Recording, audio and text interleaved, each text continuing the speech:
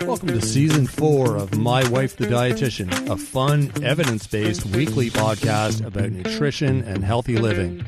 On today's show, we're joined by dietitian Andres Ayesta, who's here to share the results of the diet experiment he did on himself, comparing the whole foods diet with the carnivore diet. Andres shares all the details of these two very different diets and the pros and cons of each. It's an eye-opening episode. Stay with us.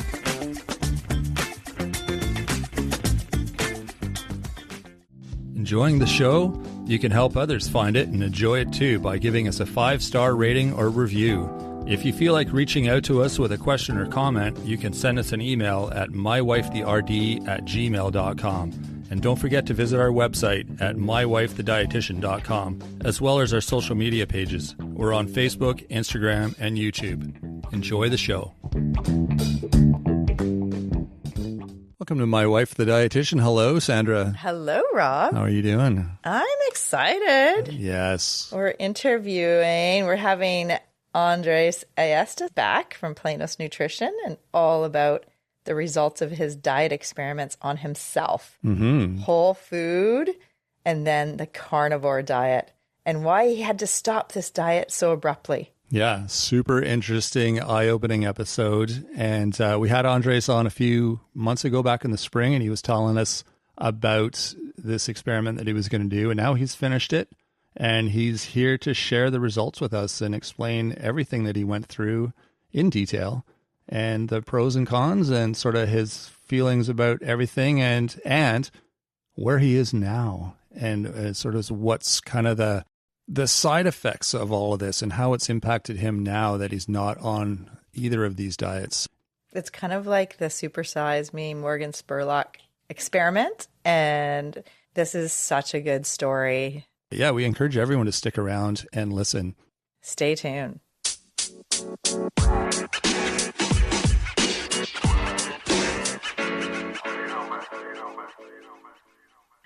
Hi, Andres. Thanks for joining us and coming back to the show from Planos Nutrition. Andres, thank you. Let's talk. Thank you, Sandra. Yeah, I'm excited to be back, and we have some updates. I'm excited to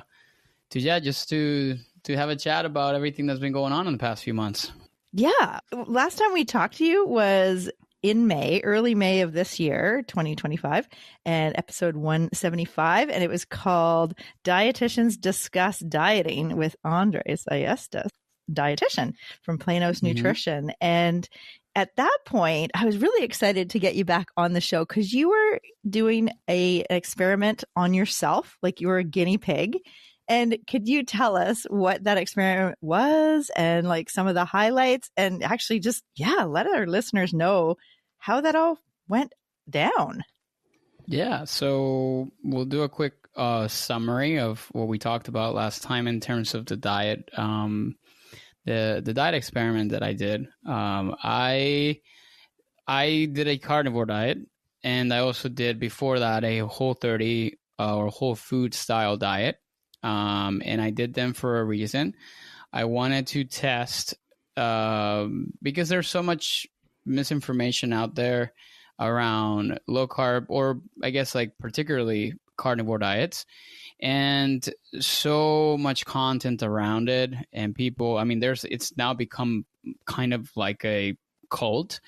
And people defending it left and right, and it's a diet that doesn't have a lot of research. So I put together a video about the research behind it back in probably the beginning of this year, and I got grilled in the comments. And one particular comment was, well, if you know so much about this, have you even tried it, to kind of comment on this? And I said, no, I haven't, but I'm up for doing it.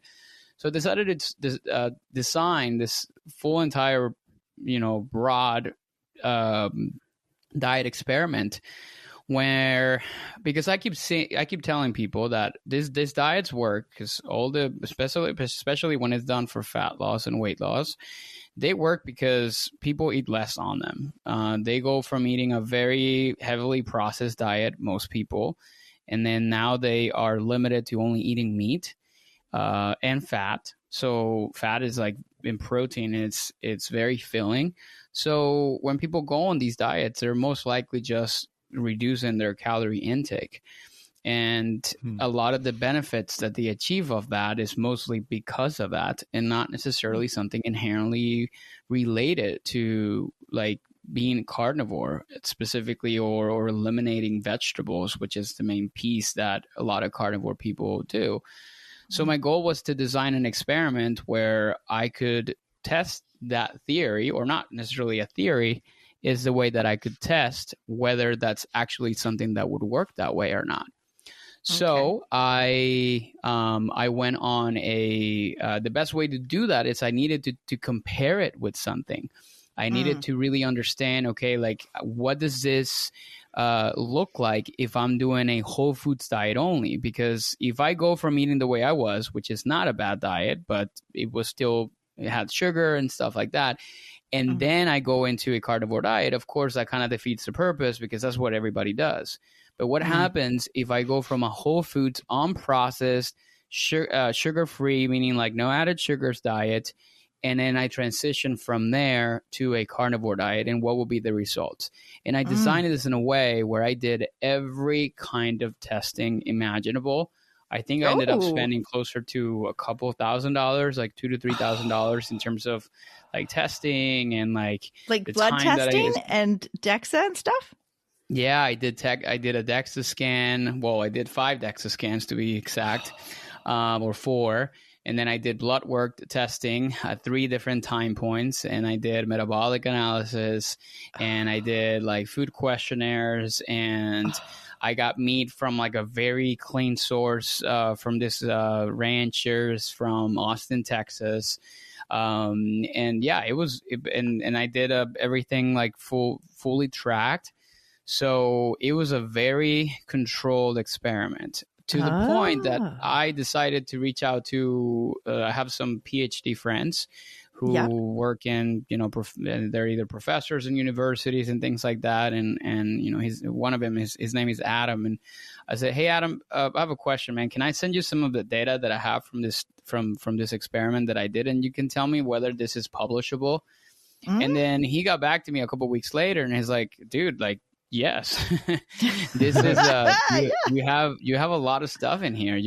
This could be gold. Like a case study that we could potentially put together.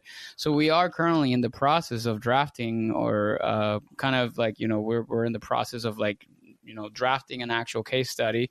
Before we kind of get into it, we have to submit it for because I'm a human subject for approval. And yeah, that's essentially what the diet was all about. So I did 30 days on a whole foods diet, whole 30. I eliminated most dairy with the exceptions of cottage cheese and Greek yogurt. Those are the only dairy products I had.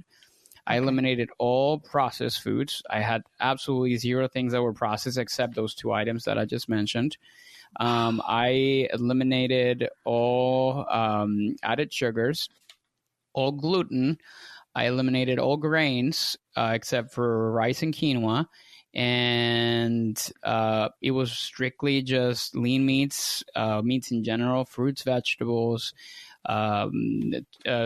tubers like sweet potatoes. I ate a lot of sweet potatoes, regular potatoes, things like that. So it was a very wholesome diet for sure.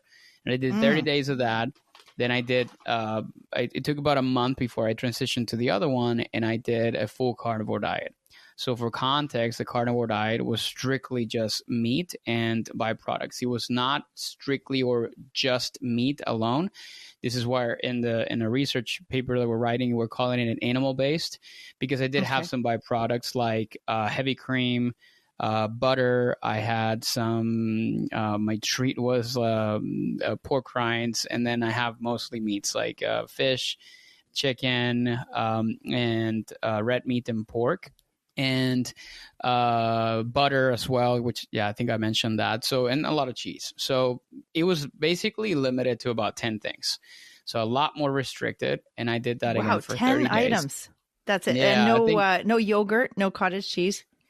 No yogurt, not cottage cheese. I think I may have had maybe yogurt like once, but I didn't, honestly. I think I would just consider that I didn't. The only type of like dairy per se was heavy cream. And I use that often for like things like my coffee and things like that. But yeah, that's what I did, and I did it. I went on a bunch of podcasts prior to this, and I started like questioning whether I was going to be able to push through it, and I think I did because I told people that I would. So because it was not fun. You had accountability. Some parts of it were not fun. But yeah, that's what I did, and it was so. Pretty What interesting wasn't fun? Well, I think the biggest part of it that was not fun was mostly in the first week of a carnivore diet, which I kind of suspected it was just going to be, for a lack of a better term, shitty, because and also with a massive pun intended, because I was when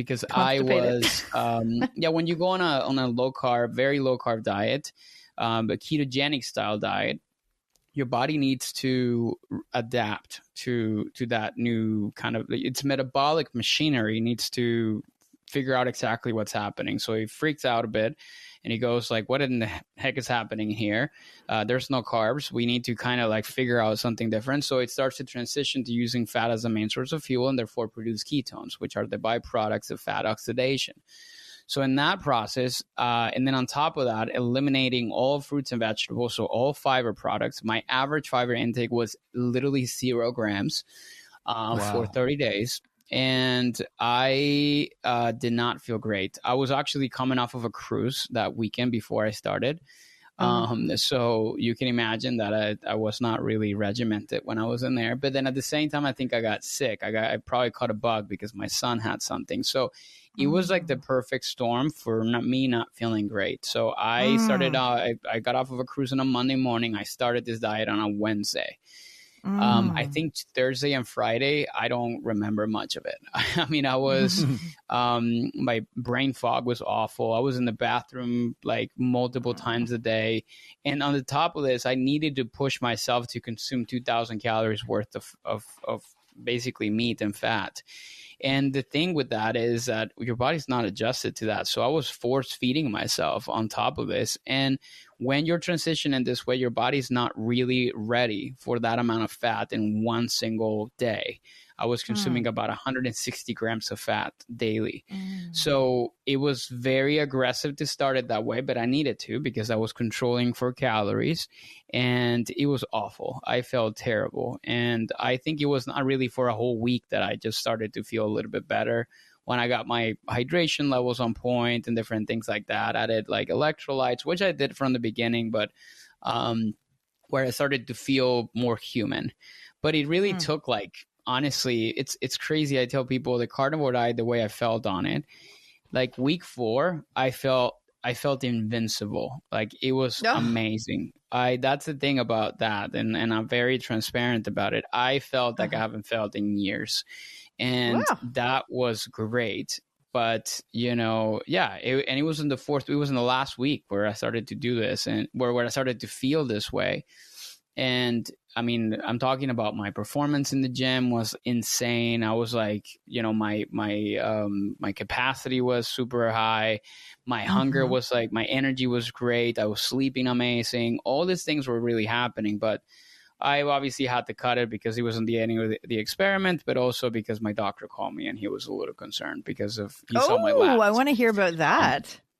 Yeah. Really? So, yeah. So if we start backwards on the fat from the well, let's start with like the results from body composition, because I think it's like, you know, it kind of built a little bit of intrigue for the lab work, because I think that's the most you know, crazy part of the experiment, because I was not really expecting to see those numbers change in only 30 days. But yeah, so body composition is what people really want to know about first, which is, you know, well, what was, you know, you lose weight on a carnivore diet? Did you lose weight in the other diet? And I'll start off by saying that these diets were designed to be at a slight caloric deficit, but not aggressive, because I didn't really want to not only be restricted, but at the same time also hungry. I was like, I'm not really. So I created a bit of a smaller deficit. So I was consuming about 2,100 calories, which for me, because I calculated this also in a metabolic cart, my calorie requirements are about 2,200 to 2,300 calories. So I was at a slight deficit. my weight initially, before I started the Whole Foods experiment, was 179 pounds. I'm 5'8". Okay. And interestingly, before I started the carnivore diet, it was also 179. But I'll get to that in a second. So, but it was 179 at Whole Foods. When I finished 30 days on Whole Foods, my weight went down to 172. And I was like, okay, like I lost some weight. My face looked different. I even took pictures, and you can see the comparison. It was not like something crazy. I'm already lean to start off with. My body fat percentage was about 16.3 when I started Whole Foods. So, but people would tell me like, 16.3? And then what was it in the end? It was 16.1. So it was not, it was some fat loss. It was also visible, but it was not crazy. So what I also learned is the fact that my muscle mass, according to the DEXA scan, went from, I think, 148 pounds to 143. So out of the like let's just call it like 7 pounds that I dropped, I 5 pounds were muscle. I have my theories about that. I don't necessarily think it was muscle. I think it's because I was restricted, most likely glycogen, and because the muscle stores the glycogen, and your DEXA scan is only looking at the mass in this muscle. I do think it was just essentially reflecting the fact that the muscle looks smaller, but not quite like feeling like I lost actual muscle tissue. Again, that's a different story for a different day. But according to that, I lost some muscle, and my only body fat percentage lost, or the amount of fat that I lost, was about 1.5 pounds. Still something there. And I could see it visibly. And okay, so you were just like, you got rid of the junk, right? On the Whole Foods diet, you got rid of the junk, and you ate like cottage cheese and yogurt, but mostly whole foods, like plant, like vegetables, fruits, meat, like you ate meat and chicken and fish. I ate meat, mostly lean sources, because I needed to keep my fat intake was about averaging around 60 to 65 grams a day. But I feel great. Like, I feel like people, it's something that a lot of times when you cut out a lot of processed foods, people experience, which is, your face looked different. So I feel like there was just less inflammation. I think this happens also when you cut out sugar or a lot of like processed added sugars. And I was consuming quite a bit, alcohol too. I was like alcohol free for that whole entire experiment. So it was just like a combination of things, and I felt pretty good. My hunger was good. My cravings went down significantly throughout the Whole Foods experiment. I was scared because I'd never actually cut out like sugar that way. I've always had things like, because I even cut out like artificial sweeteners or non-nutritive sweeteners like stevia and stuff. I didn't even have none of that, because even when I've done diets in the past, I do some of those things. I purposely said to myself, I'm not going to do that. So I felt pretty good. And honestly, Andres, what about the bowels through the whole 30? Well, the whole 30 were very consistent. Now, I did have some, because I started to add all kinds of vegetables. And like the thing with vegetables is, yes, some of them are ferment a little bit differently than others. And I did have some weeks in which I was very gassy, which I think is just me, my own my own gut and like, you know, the bacteria in it. And I think most likely there were some things that my body didn't really feel good with, but my bowel movements were consistent, not really a whole lot of difference with the way that they were prior to starting. I didn't have any diarrhea, I can tell you that, compared to carnivore at the beginning. So, but it was actually very, it was very normal. So that was at the beginning, or that was like a whole 30. And it was something that I could adhere to, like even like going out to eat, or like in friends, social environments and things like that. It was a little bit hard, but not impossible. Especially because you're limiting all processed foods. So I had to go to specific places where, like, you know, those bowl style places like Sweet Green, it's one called here that it's like bowls and very like farm to table. So to try to keep it as, you know, quote unquote clean as possible. So and then this is again fully tracked. So every day was tracked to the T. I was like literally counting every ounce. I was weighing most of my food. So it was very, very regimented. I pre-planned an entire week at the beginning. So I was making sure that it's not just like at the end of the day tracking my calories and making sure that they fit. No, it was like pre-planned for the most part. When I started the carnivore diet, I waited for about a month, 2 weeks of what we call a washout period, which is, I'm eating normally. Was that on your cruise? No, well, yes, that's exactly why, because I planned this way. Right. Because I knew the cruise was coming, and I was like, I need to make sure this falls within like the time that I am going to go in that cruise. So I purposely started the diet at specific time points in May to be able to make that happen. So I knew I had this trip coming up. I was like, it's impossible for me to stick to neither of those diets being on a cruise. Totally. So, yeah, no. And what's interesting is like I did go on a trip for work to San Francisco when I was in a Whole Foods diet. I was a little scared about it, but believe it or not, like even in hotels and everything, I was able to stick to it, and it wasn't really that hard or difficult for me to be able to do it. So it kind of proved the point that like you can still eat wholesome when you're intentional about it, especially even if you're traveling. So that was pretty good. Now, after the 2 weeks of a washout, I came back and I started the carnivore experiment. And at that point, I did a DEXA scan, and my body fat percentage at that point was 15.8. So it went down supposedly a little bit more over that month, which I would consider that just like leftover effects, because it's not like I stopped cold turkey. Maybe I wasn't tracking, but most likely I may have lost a little bit of extra fat throughout that process. So that was your body fat is 15.8? 15.8. Yeah. So it went down about another 0.3% after the cruise. That's pretty good. Yeah. Well, no, the DEXA scan I did it. The DEXA scan I did it before I went on a cruise, because obviously it was not going to be super accurate. So I did it the Friday before I left. And then I started the carnivore diet on Wednesday. So there was obviously some things skewed in there, but it was about 15.8. And then I measured afterwards, and my body fat percentage throughout the carnivore diet went from 15.8 to 15.3. No, sorry, 15.5. So it was a 0.3% difference. And if you remember Whole Foods, it was a 0.2% difference.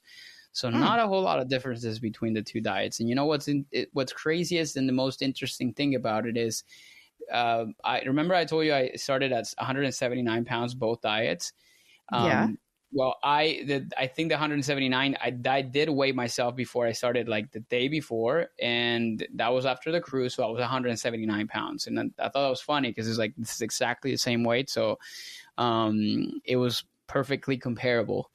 And at the end of the carnivore experiment, I was weighing in at 169 or 168. So I dropped significantly. Well, not significantly, but I dropped about 4 more pounds in the carnivore diet compared to the Whole Foods diet. But I attributed that to also the fact that it's a very low carb diet, and most likely my glycogen levels just completely evaporated, and water balance and all those different things. Like, in fact, I dropped about 9 out of those pounds. Not 9, I would probably say about 7 of those pounds. I dropped them within the first week. So that just simply speaks to the fact that I was just dropping a lot of water. So, for people doing this, I bet that is like, positive reinforcement to keep going, because they see results in the first week and they're like, okay, I can get through this pain. I can keep going because I'm losing weight, but it's water, you said, eh? Yeah. Yeah, it was mostly water because again, I just told you the body fat percentage differences, and again, like I felt different on the carnivore diet. I felt leaner, but I felt also, and I think that the word that they use to describe this is flat. I didn't really kind of feel like, I had like as much muscle mass, and a lot of times, a lot of people on low carb diets, they usually explain that as well, because again, like you don't have. Your muscle is the puffiness of a muscle. It really depends also on its glycogen content, not just the muscle itself. So it didn't feel physically like I had lost like 11 pounds. And also, and again, like it was only a 0.3% difference. So I lost literally exactly the same amount of fat, because I considered it the same, on a carnivore diet compared to the whole foods diet. And why is this important? It's because both diet had exactly the same amount of calories and the same amount of protein. When you look at the averages of both diets, they are off by maybe like 15 calories. I mean, I was very adherent. So what is the conclusion with this? When both calories... Before you go, can I have a question? Yeah. What about your muscle? Like for the body composition, did you lose muscle, gain muscle on the whole food, on the carnivore? Exactly. What about your lean muscle? Change it's interesting because, again, like what was interesting about this is on the DEXA scan that I did when I did it again before I started the carnivore diet, my muscle supposedly went up again to 148 pounds. This is what I'm saying. I think it's just mostly related to glycogen, because I didn't really lose and gain 5 pounds of muscle over the course of like 30 days. I wasn't really training for that purpose. So, but then at the end of the carnivore diet, my muscle mass went down to 142 as well, or 143. So I lost supposedly the same amount of lean mass or fat-free mass throughout the course of the carnivore diet, just the same way that I did on a whole foods diet. So that was also very interesting, because I think the main thing with this that I'm trying to drive across is when calories are equated and protein is the same, which is the best comparison between two diets, it did not matter the diet that I did to elicit a specific body composition result. And that's where a lot of times people get lost in. Like, they're considering some diets to be superior than others, and people in the low carb communities and the carnivore diet communities, they're just pretending that the law of thermodynamics do not apply to the human body.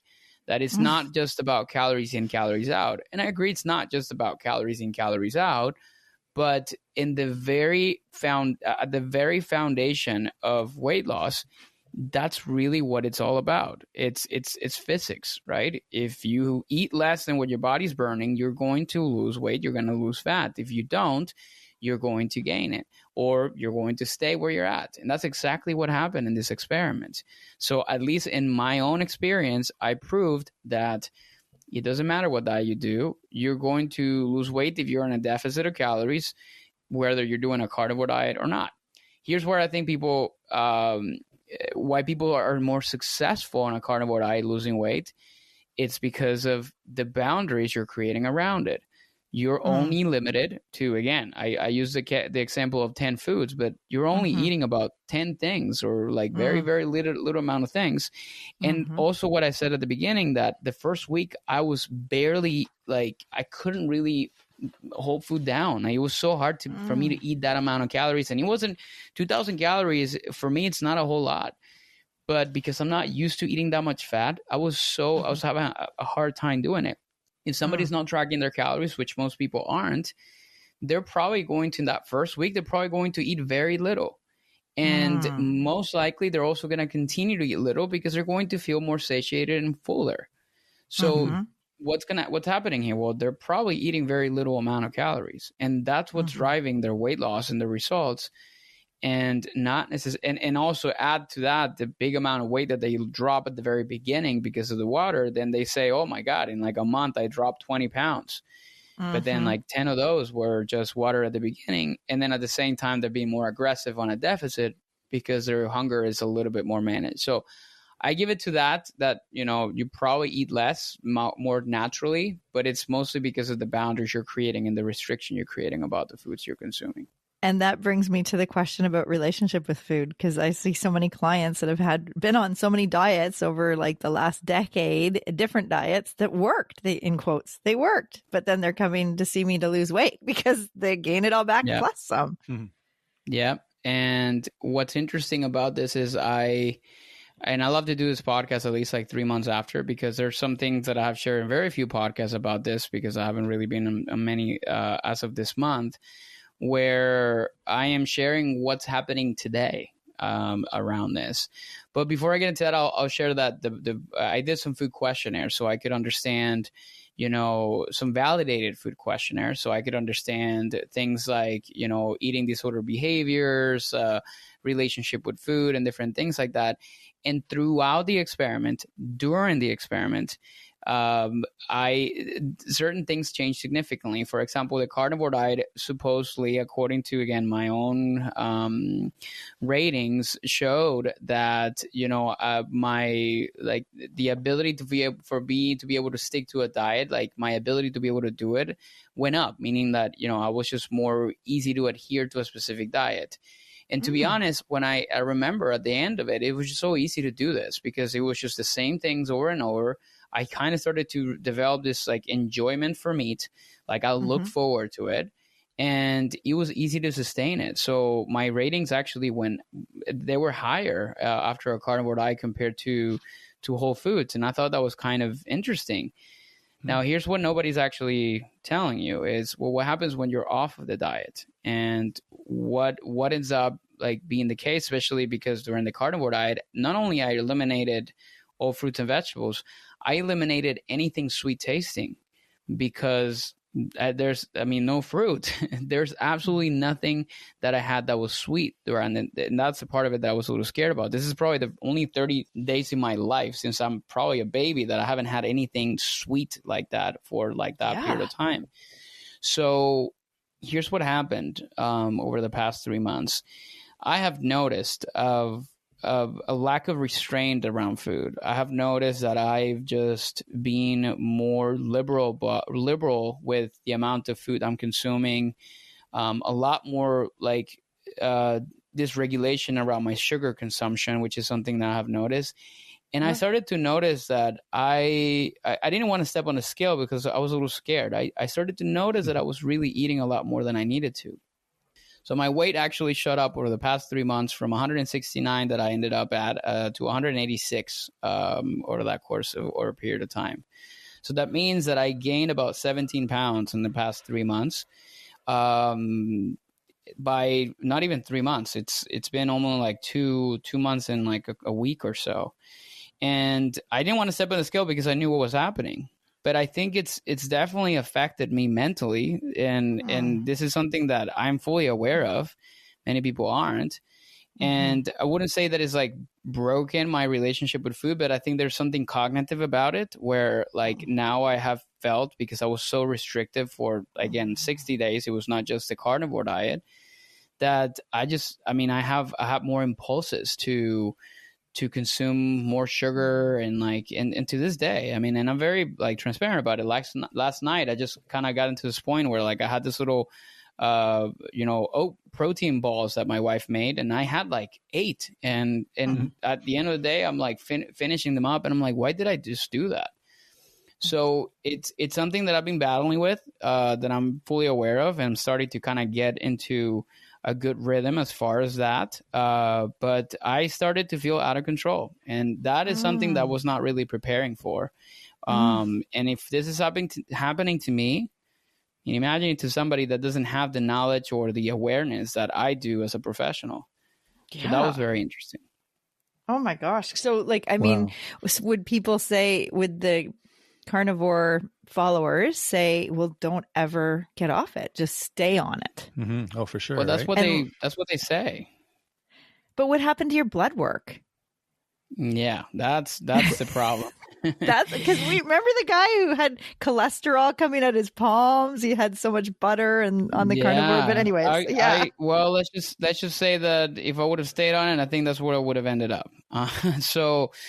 To start off with, before the Whole Foods, I already had lab values that were a little bit off. I think I do have. Again, I mentioned that my diet had not been great prior to, so my cholesterol was a little high. It was about 220.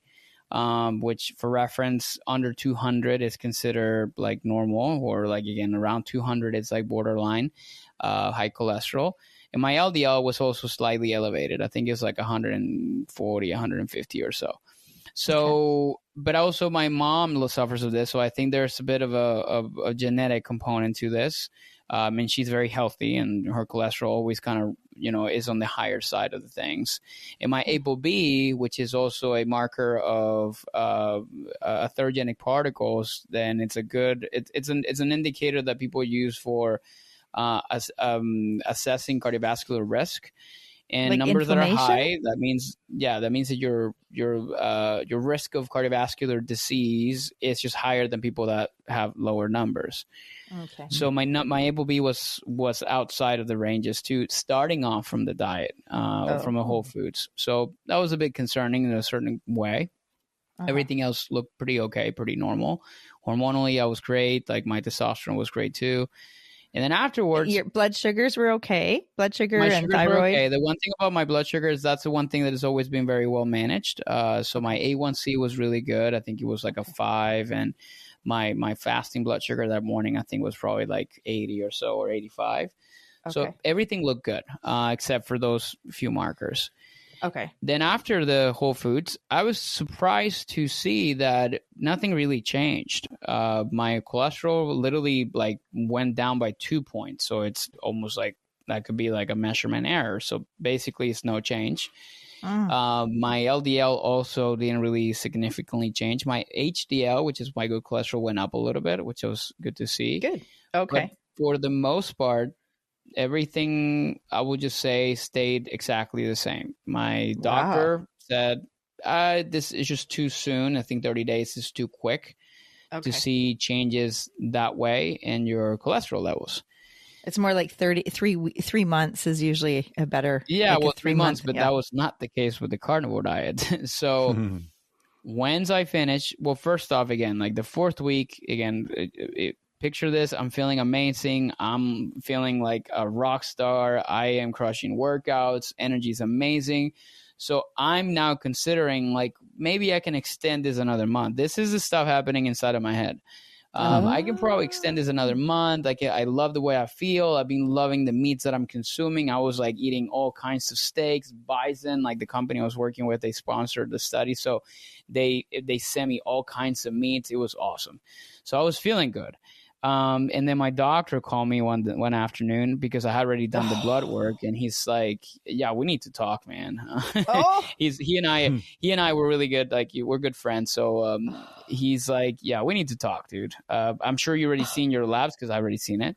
And that morning, and I'm like, "Okay, let's sit down and chat." And I recorded this entire conversation. Oh, awesome! On YouTube? Is it on YouTube for people? There's parts of it that are recorded on YouTube. Yeah. So Rishi is his name. He goes, well, first off, your cholesterol, man. Like, remember when it was 250, like 220 or so? Well, your cholesterol is above 400 right now, man. And I have never seen your cholesterol of somebody rising up as quickly as yours did over the course of 30 days. Wow. So what's not true for again, like changing your cholesterol down when you're really switching or improving your diet is not the same for when you're increasing crazily the amount of saturated fat you're consuming. So yeah, my cholesterol shot up to 400 plus. My LDL, which is again like the bad cholesterol, lousy. Again, I didn't do a particle analysis, but it went up to well, I don't even know because it was outside of the range of the labs that they did this. Because you know how they put like a little plus, like, you know, whatever, and like in the marker, that means like it's outside of the range that they usually report in. Because yours, it was 140, 150, and so it was like over 200 or something? The cutoff range was 350, and it said plus 350. Oh my gosh. My ApoB went even higher than it was at the beginning. So obviously very concerning stuff. And he's like, this is not a diet for you. I would get off of it immediately. And crazy. Obviously that got me scared. And I was like, But you were like thinking that you wanted to stay on it because you felt good.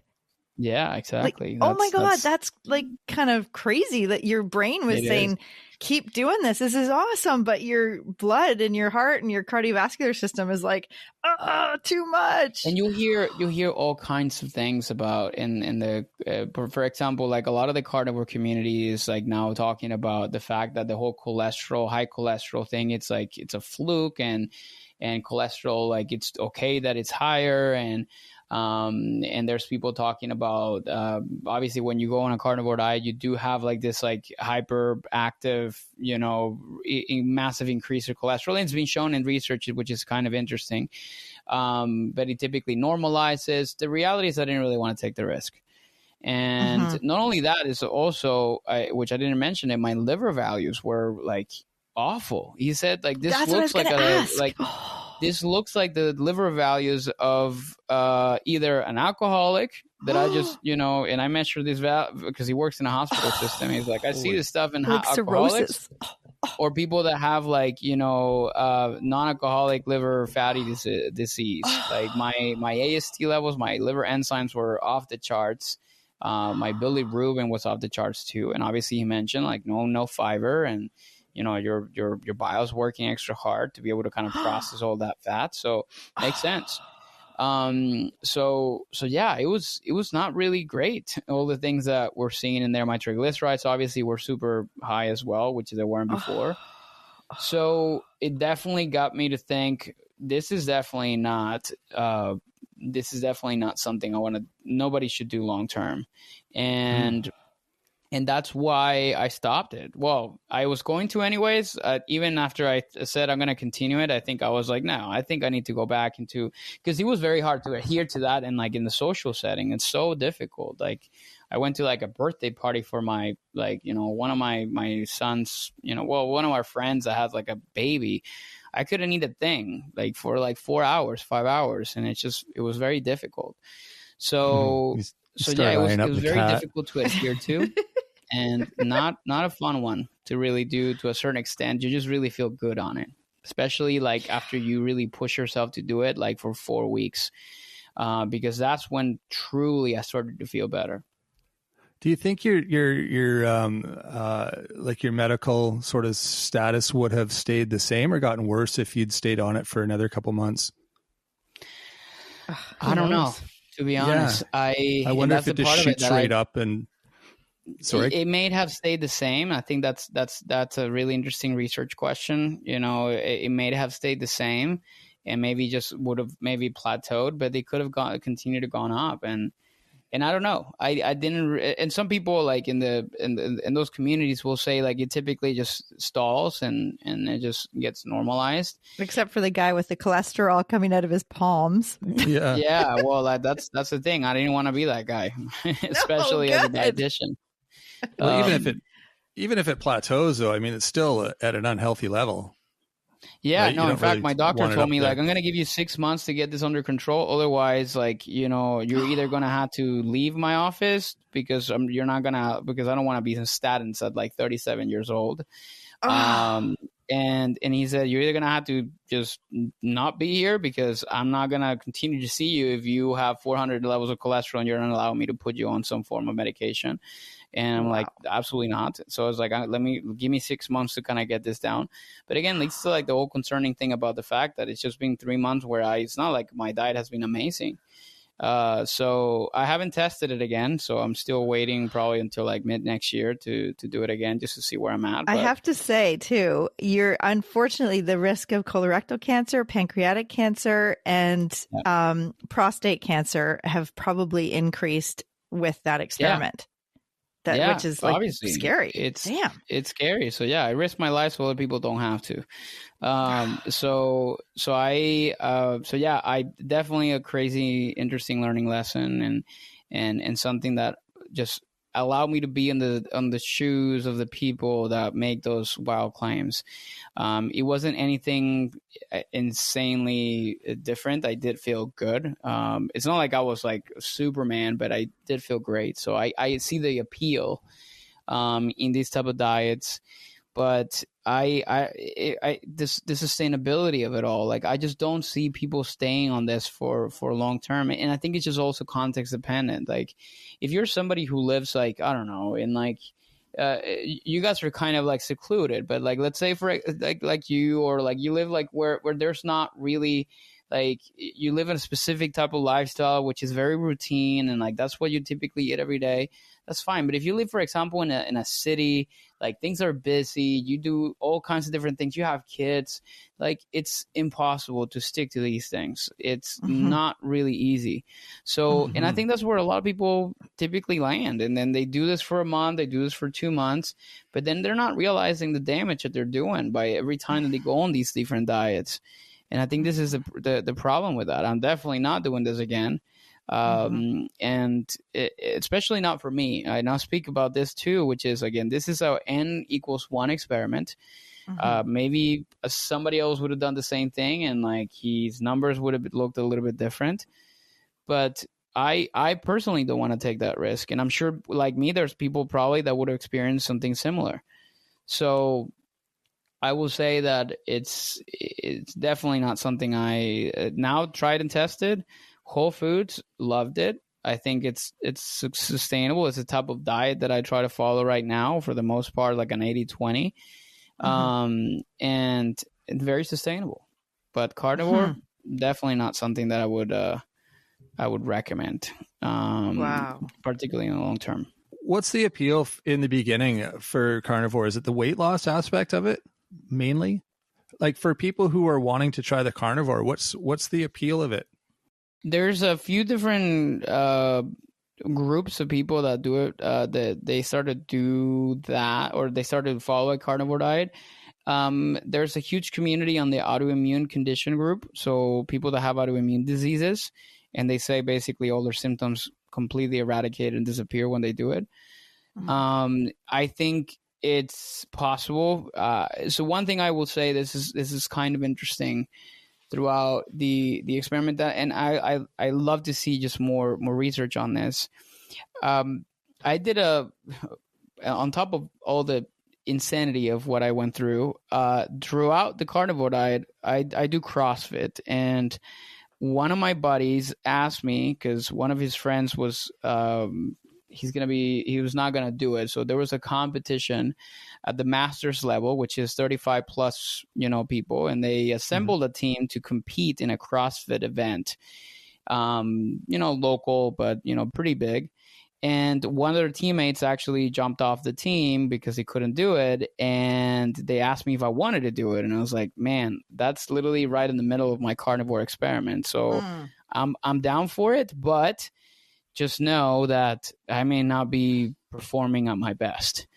So I decided to do, and this is the week before I finished my experiment. So this is when I started to feel good. Now, granted, I told him I would do it like 2 weeks before that, when I was in the middle of feeling awful.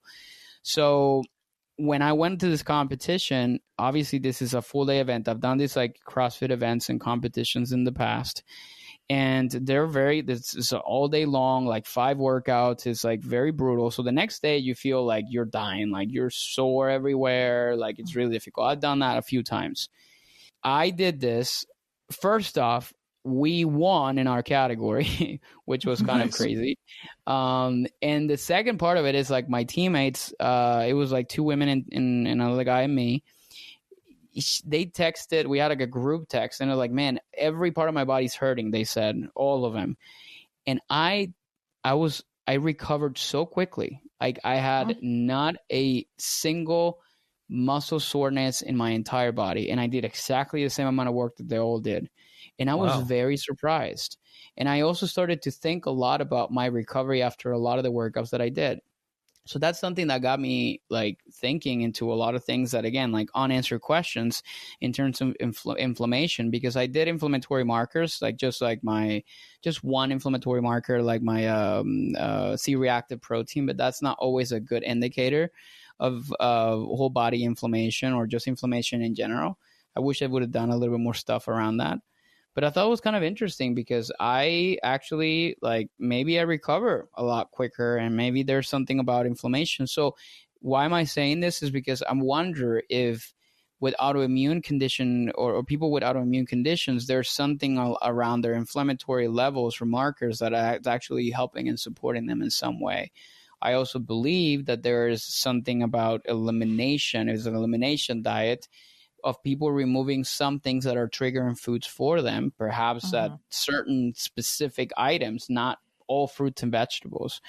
So this is the groups of people that typically go in there to do this for. And again, there's not data to support this, but potentially could work for them. And those are the ones that are just literally saying like it's been life-changing for them. And again, I'm not going to refute them on this. And if it works for them, you know, like I can't go against that. What was your C-reactive protein? Like, what was your levels before and after? Yeah, Same. It was like very low the whole time. Okay. Even before Carnivore, before Whole Foods, after Whole Foods, it was like literally like it was like that. They have like a little like less than, and every time it was just less than, like underneath the numbers that are considered normal. So yeah, there was no differences, but I think I could have just maybe done some more other inflammatory markers, some IGF stuff or immunoglobulins, but it was just gonna get a little bit too pricey, so I didn't do none of those. And were you taking vitamins throughout both experiments? That was on purpose. Okay. I didn't take any of those. One thing I did notice is my vitamin B12 like shot up super high when I went on a carnivore diet, but it makes sense. My B12 is mostly in meats, and I was consuming a crazy amount of them. Like over normal level? Like yeah, it was normal? Like my number shot up to like 1400, like, which is again like way above like the typical B12 levels. But my doctor said this is I probably expected that you got this this way. So that was, again, very interesting. I think, again, there's something there about low carb diets or something inherent about being in such a restricted maybe like state like that. But for mainstream, maybe it's a therapeutic diet for some people, but not the way that it's being pushed right now. And I think that's a part of it that is like scary for many people, because again, they're doing this like without even considering the consequences of that, what could happen. Well, right. Yeah. And they're saying lectins are poisonous. So you shouldn't eat beans. You shouldn't eat grains, because then you're eating poison, and those are from plant foods. So if you eat carnivore, then you're reducing or you're eliminating those poisons, and the phytates, but you have no fiber. You need fiber. Yeah, in no the fiber. bowel. Well, what's interesting about this, which I thought was like, I didn't know what was my bowel movements were going to be throughout this experiment, but they did normalize. And interestingly, that's another advantage of doing this, because I never felt like I was either constipated, because at the end of the day, if you don't have fiber, you're not producing that much bulk, but then you are still producing fecal matter, because I was going to the bathroom every couple of days, sometimes daily. And it was, it was smooth. It was some days obviously was a little bit harder than others, but then for the most part, it was very smooth. And this is something that a lot of carnivore people talk about. It's odorless, or doesn't really smell as bad, and you pass almost no gas. So my wife was kind of pleased about that. So she's like, "Wow, like this is kind of nice," and she was like, "I think I like this too." So I don't know what was happening inside of the gut health level. That's another thing I should have done, which is again my gut microbiome, and would have been great to see like a GI map and looking at my entire gut bacteria, and I think that would have given us a good picture as far as how that shifted and transitioned. I do think the moment I reintroduced a lot of like all kinds of foods, like like I struggled a little bit, a lot of gas, a lot of loose stools and different things like that. So I think because I just did break so much havoc in my gut, that most likely there was just some massive imbalance that happened as a result of that. So that's one thing about during it that I liked, and that felt good, and I wasn't really expecting it, because I wasn't sure. Like a lot of people, I guess, like what I'm saying is, there's a misconception that you will be constipated forever, and no, I wasn't. I actually went to the bathroom very normally, much less than what I'm normally. Sometimes I'll go to the bathroom a couple of times a day. This one was like once a day, once every couple of days, but it was consistent. So that was and your blood sugars must have been fine. Like, and I mean, a lot of people with diabetes or pre-diabetes or worried about diabetes will go on the like no carb or the carnivore. Yeah, it was very regulated. It was in the like 70s and low 80s most of the time. So that's another piece why people probably, you know, praise it also, because your sugar is balanced. It's like very regulated. You're not really having any highs or lows on it. This is probably why your energy feels good. So overall, and again, I also measure my ketone levels by like just like your urinary ketone strips, and I could see my body was producing them. So yeah, overall, like I'm not refuting the fact that people feel great throughout this diet, and there could be major benefits.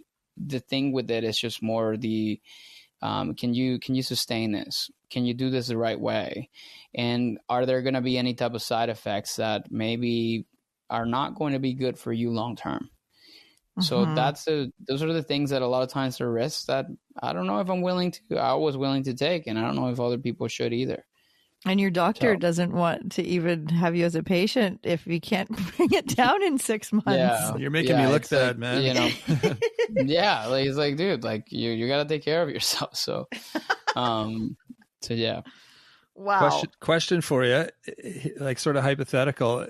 I'm guessing a lot of the issues from the carnivore diet come from the amount of saturated fat you're getting from the animal protein.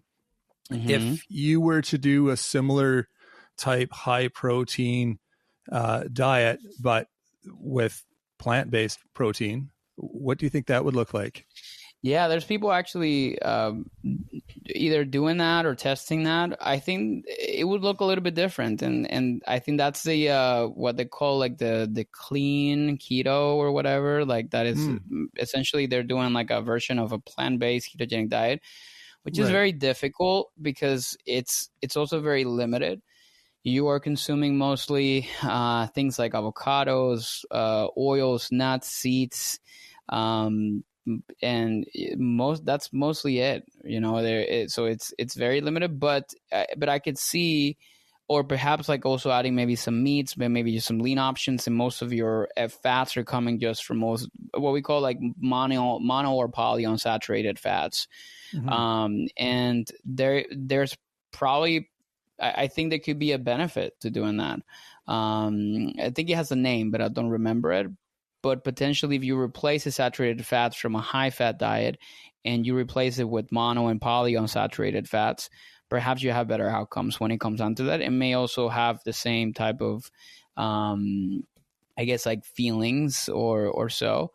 I think one part of it, like I think in the carnivore diet, is like a lot of people ask a lot about the long-term effects in terms of micronutrient deficiencies. There are some vitamins I was not getting. And I think if you continue on that long-term, you would have to supplement with them. For example, I was not getting any vitamin C.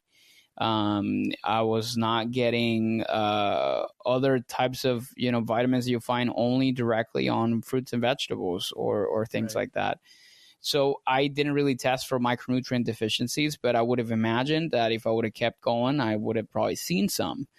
So this is why, again, like a lot of these people probably would need to supplement with something just to kind of cover all the bases. Now, I will say that meat, particularly red meat, does have a very broad spectrum of a lot of the micronutrients that people say that, oh, you're never going to get a lot of these vitamins from like other nothing more than just like fruits and vegetables, particularly at the level that I was consuming them.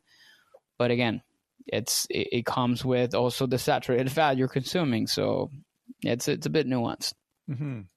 I'm guessing there's a lot of people too who, like you, were pretty on it as far as watching what you eat and being very, very restrictive with your kind of rules around these diets. I'm guessing a lot of people who are doing any kind of diet are just kind of like, oh, the carnivore, I just got to eat a lot of meat and butter and that's kind of their version of it, right? Which isn't really doing it correctly, and then they're probably going to be even worse off. Yeah, and I think that's where some people will like say that, oh, this didn't work for me, which is, again, is rare because it's so again, it's so limited that you're going to probably create the conditions that kind of support the goals that they're trying to meet, particularly when it comes down to weight loss. But yeah, most people don't necessarily have any idea what they're doing. It's interesting, and not to get too political, but like, this guy running, the RFK Jr. running the Human and Health Services Department here in the United States. I mean, the guy just went on the news saying like we should be encouraging people to consume saturated fats. The day after this, after he said this on a press conference or something or whatever, wherever he said this, the pricing or the sales of Hamburger Helper went up by like 16% or something like that. So Seriously? You guys know what Hamburger Helper is? Yeah. Oh yeah. Yeah. Okay. Yeah. So it's essentially like this like very heavily processed packaged powder that you put and mix together with water or milk and red meat or beef. And then like you have like your like pasta type style dish. I love it. It's really good. It's very tasty. But what's interesting is like, okay, why would like the sales of that would increase? Well, people are buying a lot more like red meat, are buying a lot more beef, right? So, but then you see the point I'm making, like these guys are going like, high saturated fats, but they're buying ultra processed foods to mix with the saturated fats. So This is where I talk about the education of people and the level of knowledge and the people listening to news and stuff like that. They don't have whether it's the background or the knowledge or just the common sense really to make decisions around this that support or would support their goals or at least their health in general. And it's scary. And I'm just really worried for what this could look like in 10 to 20 years when like, God forbid, mortality rates start to increase and you start to see a lot of these correlations, right? Like this is going to be an era of time that is going to be heavily studied. Like in 2070, if we get to that place or if we get to that point, I think they're going to be doing like correlation of studies that the people that in the early 2000s, particularly 2020, went because of the like wellness, like, type of hype and all the carnivore type of stuff. And I wonder if at that time we're going to see that people that ate carnivore diets like died sooner of cardiovascular events or cancer or different things like that. But the problem is we can't really travel to the future to figure it out. So like ultimately it's like, and there's so much stuff happening right now that I feel like it's going to be heavily studied in like, 40 years, 50 years from now. And people are going to be like, oh, wow, like look at what happened when they went this route, but right now we have no way of knowing that. So that's what we're left with. Holy, yeah. This is such an amazing experiment. I really wish you could make a documentary on Netflix, Super Size Me, Morgan Spurlock. I should have probably called like a producer or something. It's like, hey man, like I think it's a good gig, like dietitian doing a carnivore diet experiment. Totally. Yeah. Yeah, and I was listening to Zoe Nutrition, and they were reviewing all these different diets, and they talked about the carnivore, and they said basically it's one of those diets that it would be almost impossible to do an experiment with, because how can you randomize, people and say, you might eat meat or you might not eat meat, and it's like because it's all meat, and it's such a difficult diet to follow because it's so restrictive that it would be really hard to ethically say that to put someone on a carnivore. So you've done it. Like you should reach out to them and say you want to talk about it.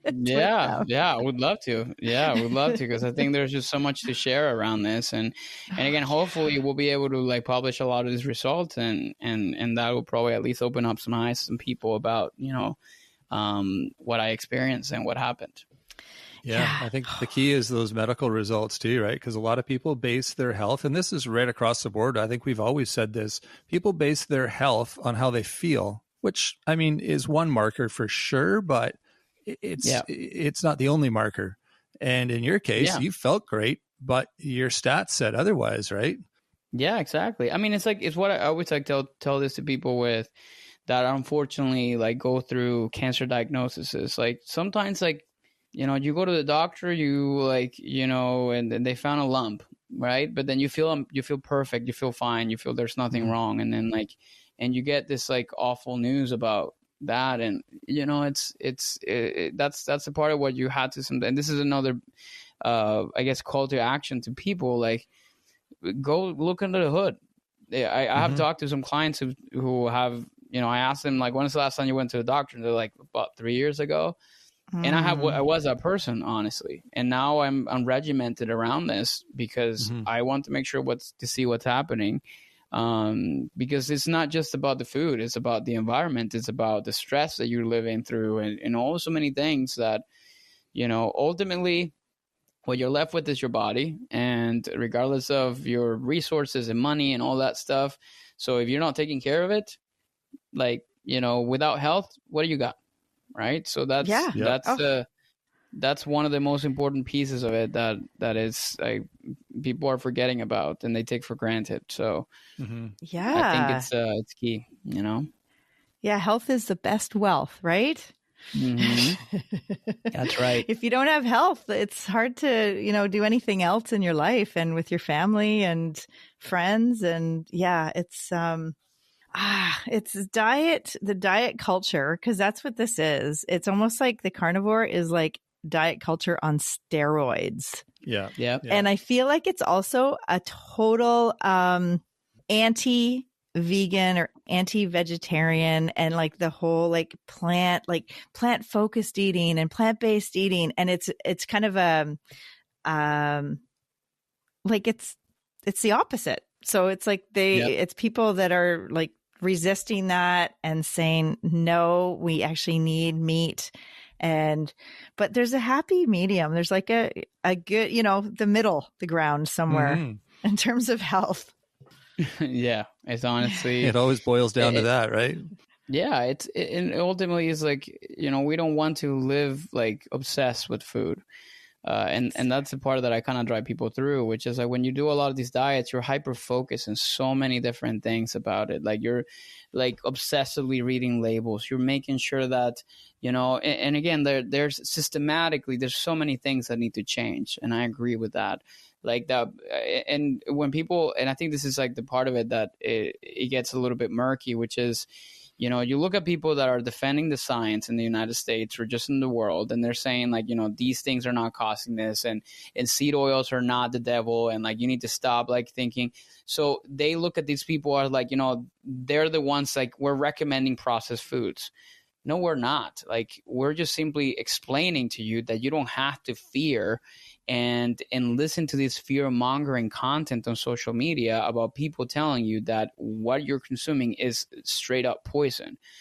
And that are we saying that that's what you're supposed, that's all you need to eat? No, we are promoting whole foods and make sure you're getting fruits and vegetables and lean proteins and whole grains and stuff.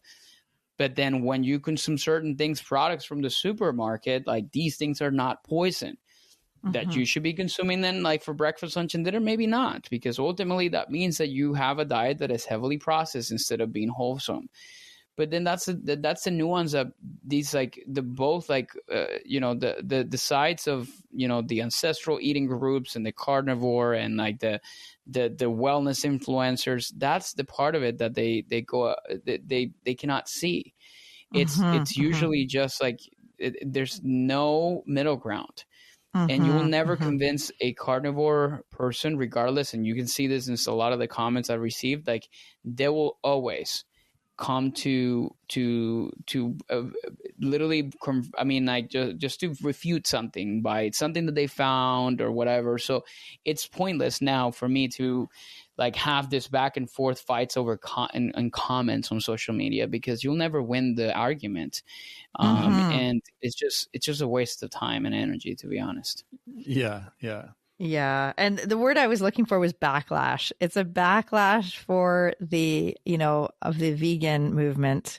So like the carnivore is like the absolute opposite. And like you said, it's the nuance, it's the long term. So I think people like either they decide that they're eating too much processed foods, and so they want to go on a diet to get healthier or lose weight or whatever. And then what happens, if they do the carnivore, and you did this yourself, so they find that, they feel better and they're losing weight, and they, but maybe they're not getting tracked with the blood work or, body composition changes. And so is it healthy in the long term? And it's maybe actually detrimental. And like looking at the risk of different cancers, that we know that we need more plant foods. We need 30 different plant foods a week is what we always talk about, like the colorful plate and, colorful rainbow of plants and vegetables and fruits and whole grains and nuts and seeds and beans,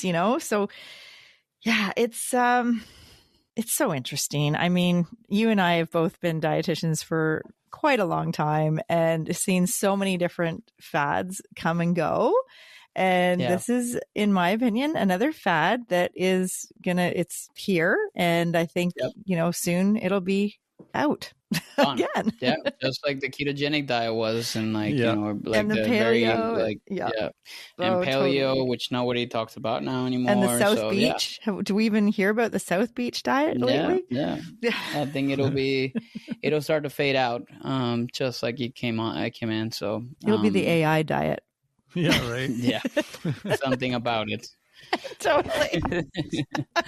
So crazy. 100%. Oh my God. Oh my gosh. This is so good. And I want to definitely have you back on the show again, because there's just so much that we can discuss. And I'm sure you will be, I'm curious to know, in the next couple months, are you just kind of trying to do the 80-20, kind of eat well and work out and not go on a diet? 80-20, I'm trying to just be balanced, but, currently trying to kind of diet down a little bit and increasing my movement and most likely start a bit more of a aggressive, supplement regimen around omega-3s and certain things to potentially lower my cholesterol. So I may just experiment with a few different things here and there. But yeah, it's my goal is just to kind of get that under control so I can keep myself and my doctor happy.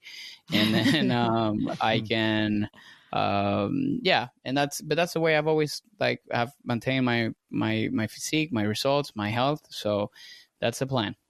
Yeah. Yeah, no, that makes sense. That's awesome. Holy. Do you have any other questions, Rob, that you... No, not any questions. I just wanted to say it's awesome that we follow you on YouTube and social media, and it's amazing that the detail that you share your health journey with everyone. And you're qualified to talk about it, which is great. You're not just a YouTuber that's whatever they're called, the influencer. Yeah. I mean, you're an educated influencer, and we need more of that. And I think people should definitely check out, if they haven't already, check out your page, because it's valuable information. And like I said, it's great that you're sharing daily kind of what your diet looks like and what your health looks like. And I think that's the most valuable thing out there. I appreciate that. Yeah. Thanks for being a guinea pig. Yeah. And where can people find you? We'll put it in the show notes. Yeah. If you want to let them know. Yeah, we got a few things coming up. So we have, obviously, my social media channels are, available. So my Instagram and YouTube and TikTok tend to be my most active platforms. And very soon we are going to be in the process of launching a community in a platform called Schooled. It's a community called Wellness Plus. It's going to be free to join for the first 200 members. And I'm literally dumping all of my knowledge, and I'm really trying to transition off of the one-on-one a bit to just focus a lot my efforts towards helping people at scale. So if you want to be one of the first 200 founding members, and there's going to be upgraded tier levels, but then there's going to be a free tier for the first 200 members. And that's going to be something that, you guys can check out as well.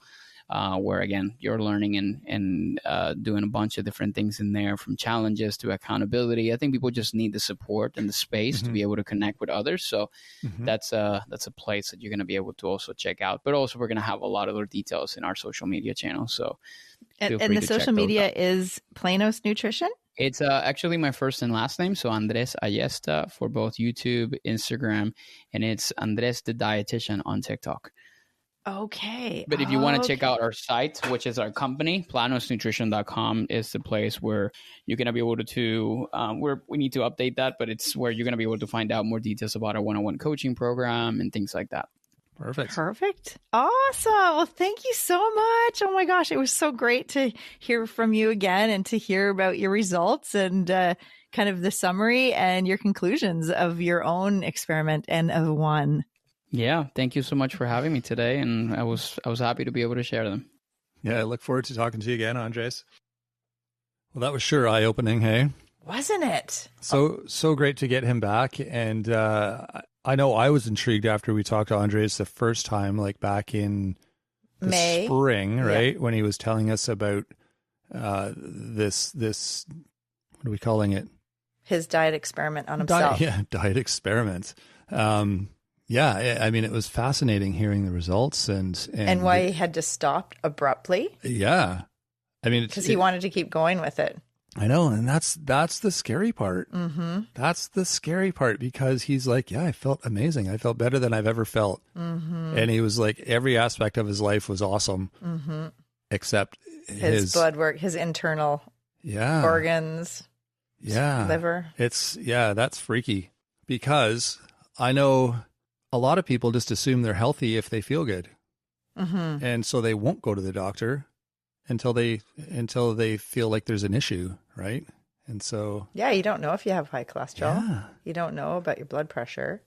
You don't know how your liver's doing. It's like checking the oil in your car. Mm-hmm. Check like engine light. You don't wait till it's like smoking on the side of the road to take it to the mechanic. Well, that's usually what happens, is like it's a wake up call if someone has a heart attack, or if they have a stroke, or if they have any event that lands them in the hospital, or a symptom that's really debilitating. And then they start looking at their health and looking at lifestyle and going backwards, like, okay, why is this happening?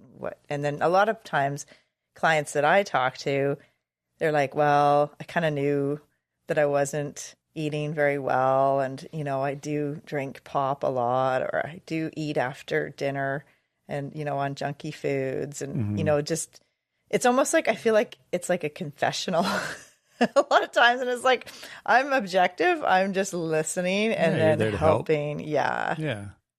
It's so interesting. And it's not just the carnivore diet. I think what Andres experienced is probably pretty common with any diet, where, you see some results, whether it's weight loss or you're feeling better, or whatever the common kind of symptoms are they talk about these days, the brain fog and the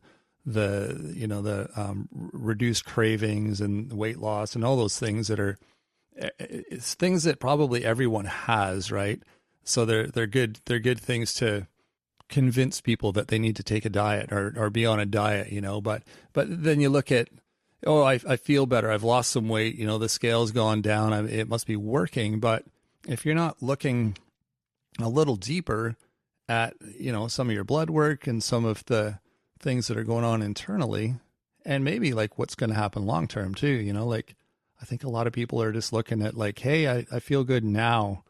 I'm not too concerned about what this particular diet's doing to me 5 years from now or 10 years from now. I'm not worried about that. I just feel good now, and I like that. And I want to keep doing that. And that's the problem, because a lot of times they're not sustainable. Like eating 10 foods only, like how do you go out socially, go to a potluck or go out with friends or family to a restaurant, and maybe, those 10 foods aren't available.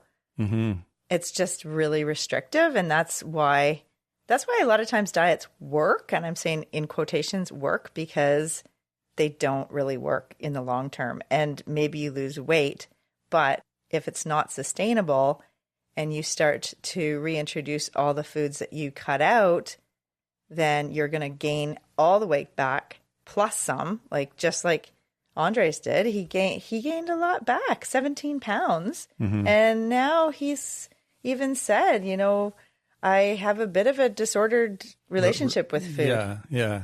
Like just the way he views it and his cravings and, you know, all of those. He feels like he's tempted now more than he was before because he was so restricted. Yeah, and he's got a skewed idea of certain foods because they were so restricted before. So now he's like, is it okay to eat this? Can I eat this? You know, it's really tricky. You know, that's why diets are really not a good idea, in my opinion, just from working as a dietitian for 28 years and seeing what happens for people.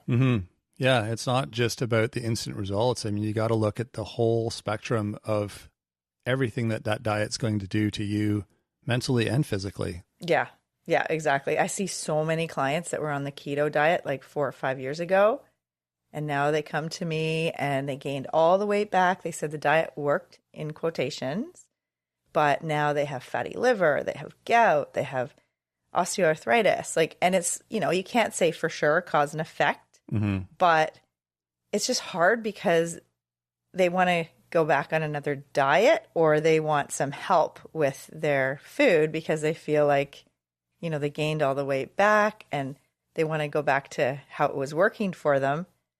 But restricting those foods, it's not healthy.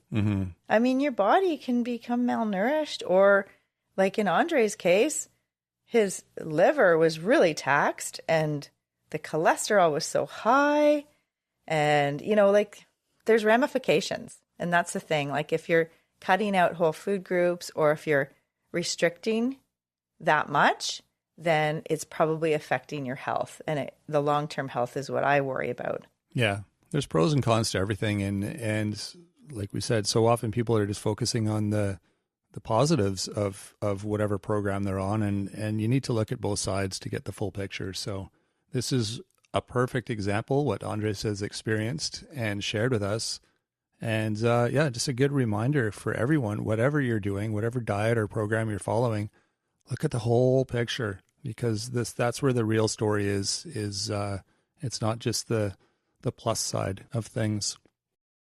So thanks again to Andres for sharing that with us. And we look forward to talking to him again. I think we'll probably have him on regularly to follow his journey, because he seems to, well, he enjoys sharing his journey, which is amazing. And I said that to him on the show too, that it's great that he's so open about his health and his personal journey with food and diets, and sort of trying to provide people with an honest look at what's out there as far as information. And I think it's great that he's so open about sharing that. Yeah, and transparent about the results and, you know, just like the intimate details of like his doctor said, I don't want you as a patient anymore if you cannot get that cholesterol back down. Yeah. Because then it makes the doctor look bad, right? Well, and if he's going to follow that diet sort of, and his doctor's saying that he shouldn't be, then like what's the point of having me as your doctor if you're not going to listen to what I suggest? Right. So yeah, anyways, we'll definitely be talking to Andres again in the future. And it'll be interesting to hear how he sort of bounces back from where he's at right now, and kind of what direction he goes in after experiencing all of this stuff. And he's very active on social media and on his own website. So Planos Nutrition, so Planos Nutrition. Or you can look him up on his social media handles. The way you spell his name is Andres, so Andres, and then his last name, Ayesta. Ayesta. Andres Ayesta. Yeah, it's a great name. He's got yes in his name. He does. Cool. Yes. Yes. That's maybe what, let's go for it. Let's try this. Yeah. That's awesome. But yeah. Check him out on YouTube, Instagram, TikTok. Great videos, and like I said, great objective information. And he's got that group program too that he's starting, so that can help others if you're interested in joining his community. Yeah, check that out. You can also check out our page. We got a few things going on too. You can find us at mywifethedietitian.com. We've got a great blog on there, all sorts of different information there. A lot of times people who have been on our show have written articles about what we discussed. So there's a variety of different authors and information there. So it's worth a look. We also have a freebies page on our website you can check out, as well as a free weekly newsletter. That's great to join. You can find a link for that on the website as well. If you have questions for us, we love answering listener questions on the show. Feel free to email those to us at mywifetherd@gmail.com. You can also find us on social media. We're on Facebook, Instagram, and YouTube. Feel free to reach out to us there as well. And if you're liking the show, let us know. We love hearing your feedback, your comments, your questions, your ideas, anything like that. It's all super helpful for us. So you can rate and review, or like I said, you just reach out to us as well. And if you like the show, I bet your friends would too. So be sure to share with them. That is it for this episode. Thanks again to Andres for joining us. And we will be back on Wednesday with Nutrition Nuggets. So until then, have a fantastic week. Thanks for joining us today on My Wife, the Dietitian. If you like what you heard, don't be shy. Leave us a comment or review, and be sure to share our podcast with your friends. If you'd like to hear more, hit that subscribe button. You can also follow us on our social media pages for updates, episode trailers, and other odds and ends. For more info and links on what we discussed on today's episode, check the show notes. We'll be back next week with another informative and fun-filled episode.